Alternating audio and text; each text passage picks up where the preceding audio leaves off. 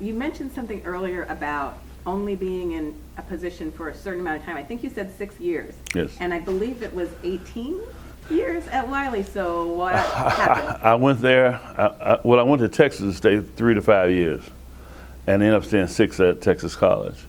And I came to Wiley, and I said, okay, I'm going to do my usual 3 to 5, 3 to 6 years, and I'm going to leave. You know, I'm going to go someplace else, do something else.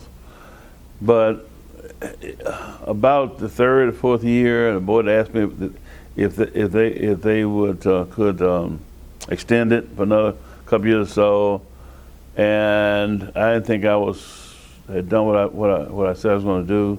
So I said yes. Okay, let's do this. We'll do another couple of years or so beyond the contract period. And then the year just grew. All of a sudden, I realized that this was probably my last job.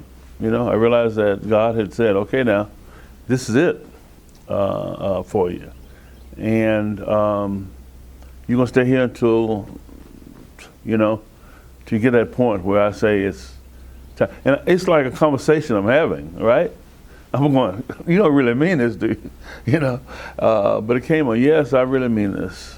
And then the board, and what's really critical for any president is that the board and the president, the alumni community have a mutual understanding of what the college is, what it needs, what its vision is, where it's going.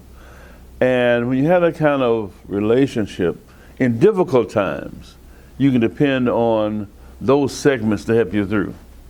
And so the board and I had our differences, but they were never personality differences. If we had a difference about something, it was what's best for Wiley.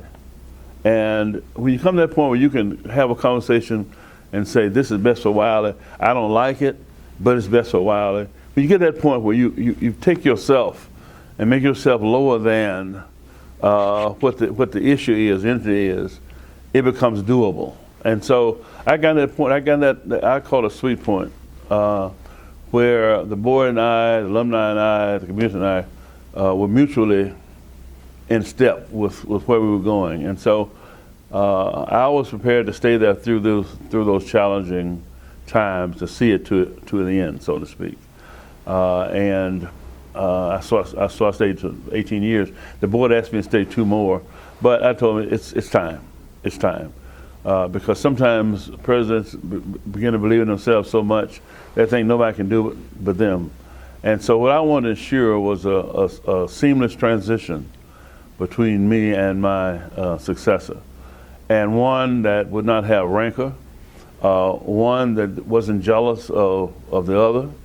Because I said to my other young colleagues, I said, listen, when you go to a presidency, I don't care how bad the situation was, there's some folk who love the last one. And you don't need to lose those in the process of trying to make yours. And so this new president and I, we worked together for 4 or 5 months prior to my leaving the office. And so he knew all the issues, all the problems that we were facing.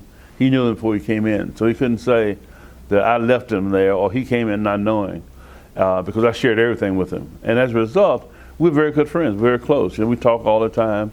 We see each other at meetings and we spend time together.